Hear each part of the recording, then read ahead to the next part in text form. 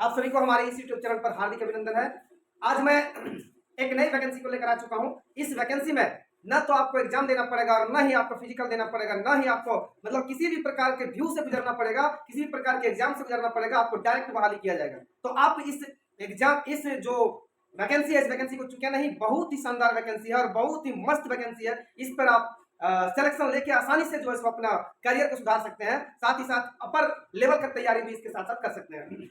मैं आपको बताने जा रहा हूं आज जो वैकेंसी, इस वैकेंसी का नाम है क्या, GDS ग्रामीण डाक सेवक का वैकेंसी है, जिसमें एग्जाम नहीं होता है, ना फिजिकल होता है, डायरेक्ट आपका क्या होता है, सिलेक्शन होता है।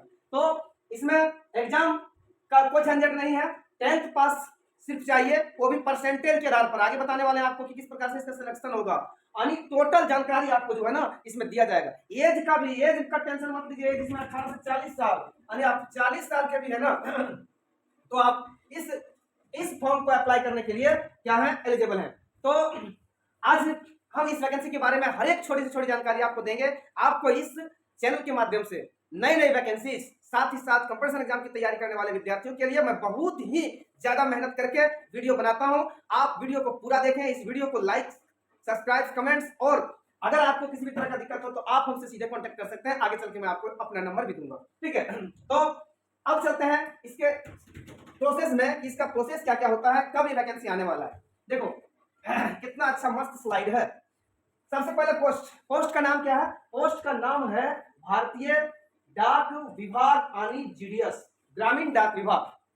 योग्यता क्या होनी चाहिए, देखो दोस्तों, ये जो है ना इसमें योग्यता मात्र 10th पास चाहिए और आपको परसेंटेज के आधार पर इसमें सिलेक्शन हो। यानी अगर आप किसी भी बोर्ड से हो, चाहे आप क्या बोलते हैं CBSE से हो या तो फिर स्टेट लेवल के बोर्ड से हो, तो आप किसी भी बोर्ड से हो, इसमें बहुत बार कहा जाता है कि 90% वाला का ही सिलेक्शन होता है, क्या बोलते हैं 95% वाला का ही सिलेक्शन होता है, 85% वाले का ही सिलेक्शन होता है। नहीं, अगर आपका 75+ है तो आप इस फॉर्म को क्या बोलते हैं आंख मूंद के भर दीजिए, आपका सिलेक्शन हो जाएगा, ठीक है। और बहुत ही मस्त वैकेंसी है। इस वैकेंसी के साथ आप अपने लाइफ को, अपने करियर को सुधार सकते हैं। यानी इसमें आप 75+ है ना, तो भी आपका जो है ना सिलेक्शन हो जाएगा। बहुत बार यह भी देखा गया है, कुछ सर्कल से यह भी देखा गया है जहां पर 58% पर भी सिलेक्शन यानी GDS में हुआ है, ठीक है। अब इसमें देखो उम्र सीमा कितनी है। देखो उम्र सीमा के लिए आपको टेंशन नहीं है। अगर आपका एज मिनिमम 18 साल, यानी उम्र सीमा में अगर आप 18 साल से लेकर 40 साल तक है तो भी इस फॉर्म को भर सकते हैं। साथ ही साथ एक्स्ट्रा छूट भी मिलेगा।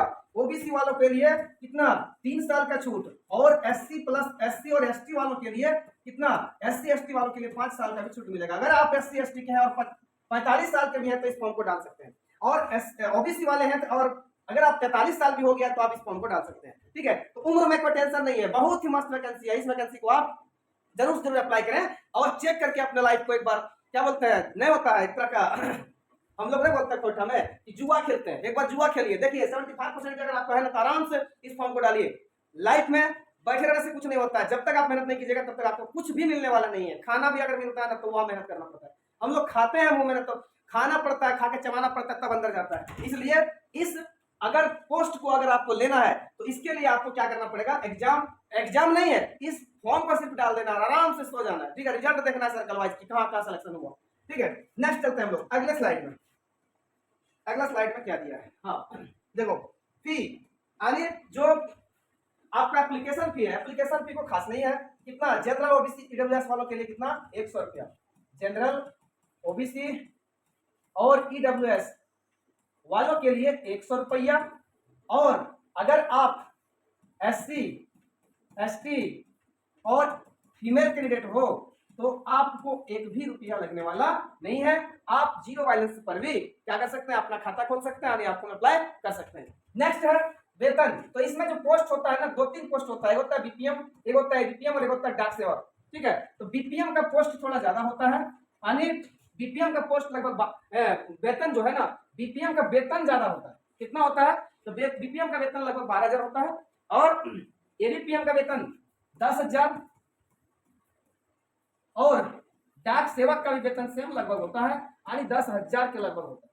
यानी ये दोनों ABPM और डाक सेवक का वेतन 10,000 और BPM का वेतन जो होता है ना वो 12,000। इस BPM के अंदर में ये सब दोनों कार्य करता है, ठीक है। तो इसलिए बीपीएम वाले पोस्ट में थोड़ा अच्छा सैलरी है, साथ ही साथ अच्छा सैलरी तो नहीं कर सकते हैं, लेकिन फिर भी बहुत अच्छा है। जिस प्रकार का आपको ग्रामीण क्षेत्र में नौकरी मिल जाएगा, सरकारी नौकरी मिल जाएगा, उसके अनुसार ये वेतन ठीक है। ठीक है, तो क्या कह सकते हैं, ये एबीपीएम और डाक सेवक का हो गया, जहां पर आपको वेतन इतना मिलने वाला है। नेक्स्ट स्लाइड में हम लोग देखते हैं सिलेक्शन प्रोसेस। सिलेक्शन प्रोसेस इसका क्या है, बहुत कोई कुछ खास करना नहीं है। क्या है, सिर्फ 10th क्लास में अगर आप 10th किए हैं और 10th में आपका परसेंटेज 75% हो रहा है, तो आप इस वैकेंसी को एकदम आंख मूंद के डाल दीजिए।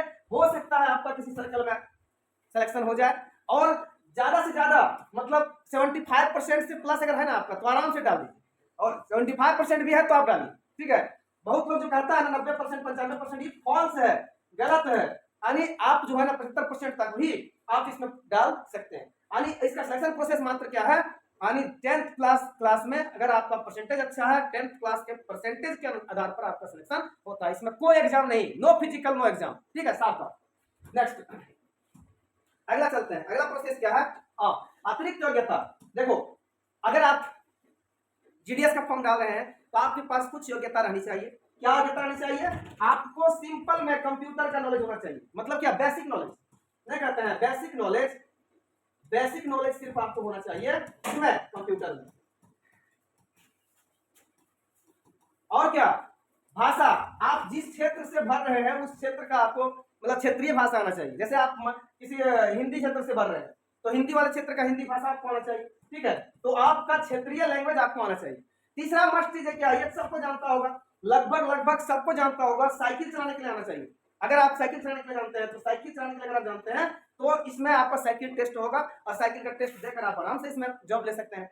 सबसे बड़ी बात है इसमें क्या, परसेंटेज। 10th क्लास का परसेंटेज अगर आपका 75% है, मैं इस चीज को बार बार इसलिए रिपीट कर रहा हूं क्योंकि परसेंटेज के आधार पर ही इसमें नौकरी मिलता है। ठीक है, तो 75% अगर आपका है 10th क्लास में, तो आप इस वैकेंसी को भरने के लिए एलिजिबल है। साइकिल चलाना आना चाहिए, तो साइकिल चलाने कौन नहीं जानता है, 2 दिन प्रैक्टिस कीजिएगा, अगर नहीं जान रहे तो हो जाएगा। ठीक है, और क्या, अब चलते हैं अप्लाई डेट में। देखो, यह वैकेंसी अभी आया नहीं है, लेकिन बहुत जल्द ही आपको यह वैकेंसी देखने को मिलेगा। ये मई चल रहा है ना, प्रत्येक साल मई जून में ये वैकेंसी दे दिया जाता है, और बहुत अच्छा पोस्ट, लगभग आपको यहाँ पर 40,000 से प्लस पोस्ट देखने को मिल सकता है। ठीक है, 40,000 से प्लस पोस्ट देखने को मिल सकता है। पोस्ट भी भयानक रहता है इसमें। और क्या, अधिक से अधिक जो है ना, यहाँ पर आपको मतलब क्या होता है, सर्कल वाइज इसका एप्लीकेशन होता है। जब वैकेंसी आएगा ना, तो मैं आपको सर्कल वाइज बताऊंगी कि किस सर्कल से आप किस वैकेंसी को डालें, जहां से आपका सिलेक्शन होने का ज्यादा चांस रहेगा। तो जब वैकेंसी का ये मतलब नहीं होता, एप्लीकेशन डेट आ जाएगा ना, तब मैं आपको एक वीडियो बना के दूंगा, और उस वीडियो के माध्यम से आपको बताऊंगा कि किस सर्कल से आप डालें, जहां से आपका सिलेक्शन जो है ना कम परसेंटेज पर भी हो सकता है। ठीक है, अप्लाई डेट कब है, अप्लाई डेट इसका जून 2024। मई चल रहा है, लास्ट मई आ गया है, जून 2024 में फर्स्ट में ही, यानी फर्स्ट वीक सेकेंड वीक में आते आते इसका जो है ना वैकेंसी आ सकता है।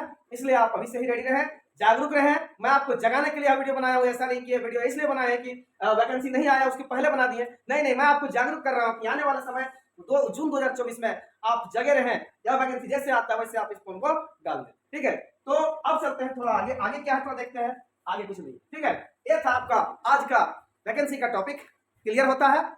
अगर यह वीडियो आपको अच्छा लगे तो आप मेरे चैनल को लाइक, सब्सक्राइब, कमेंट्स और इसे शेयर जरूर करें। अगर आप मुझसे कांटेक्ट करना चाहते हैं तो यह मेरा नंबर है 9798577979। किसी भी प्रकार का प्रॉब्लम आपको हो रहा है तो आप हमसे कांटेक्ट करें। परीक्षा संबंधी समस्याओं का समाधान मैं आपको भरपूर देने का प्रयास करूंगा। थैंक यू, धन्यवाद, जय हिंद।